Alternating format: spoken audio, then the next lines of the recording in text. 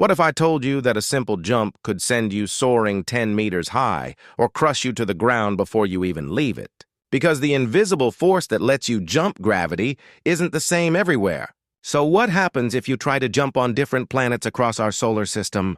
Let's find out. And trust me, you'll never look at a trampoline the same way again. Let's start at home, Earth. Here, the average person can jump about half a meter high.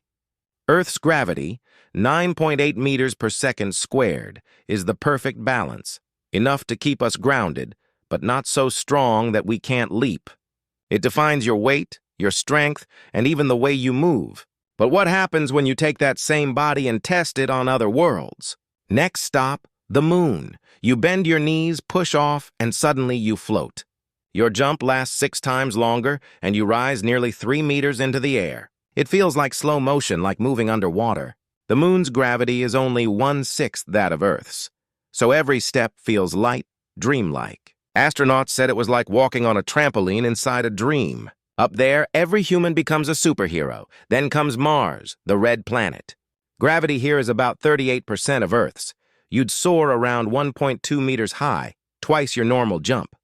Every movement feels strong, effortless. Imagine playing basketball on Mars. Slam dunks would be child's play. But the dusty Martian surface isn't exactly soft. Land too hard, and it's a rocky reminder that Mars still has bite. Now crank up the intensity, Jupiter.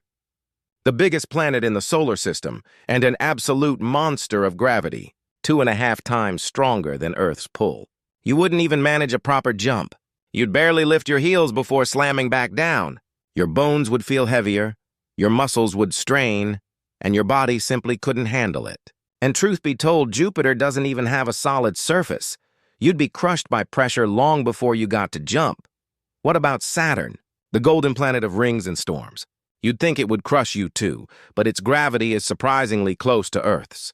You'd jump about the same height, except there's no ground, just layers of swirling gas, thick clouds, and winds screaming at hundreds of kilometers per hour. One jump here, and you'd vanish into a storm before you even saw the rings. Travel farther still, to Neptune, the frozen blue world at the edge of the solar system. Gravity here is close to Earth's too, but don't expect a peaceful landing. Neptune's winds blow faster than any hurricane on Earth. If you tried to jump, you'd be flung sideways at terrifying speed. One wrong move, and you'd be lost in a sea of ice and storm forever. And finally, Pluto. Small, lonely, and cold, but a jumper's paradise. Its gravity is just 6% of Earth's. That means you could jump 8 meters high and stay in the air for nearly 10 seconds. Imagine floating in silence, drifting through thin, icy air. You could leap over a house or across your own shadow. But be careful, miss your landing, and there's not enough atmosphere to stop you from drifting into space. Gravity shapes everything. How you move, how you live, and even how you dream. From the moon's gentle bounce to Jupiter's crushing weight, every jump tells the story of a world beneath your feet. It reminds us that gravity isn't just a force, it's a personality.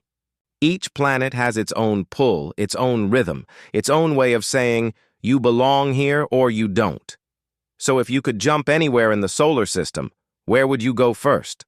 The floating leap of the moon? The superhero bounds of Pluto? Or maybe you'd dare a step on Jupiter, just to feel the weight of the universe pressing back? Let me know in the comments below, and don't forget to like, share, and subscribe, because we've only just begun to explore the what-ifs waiting beyond our world.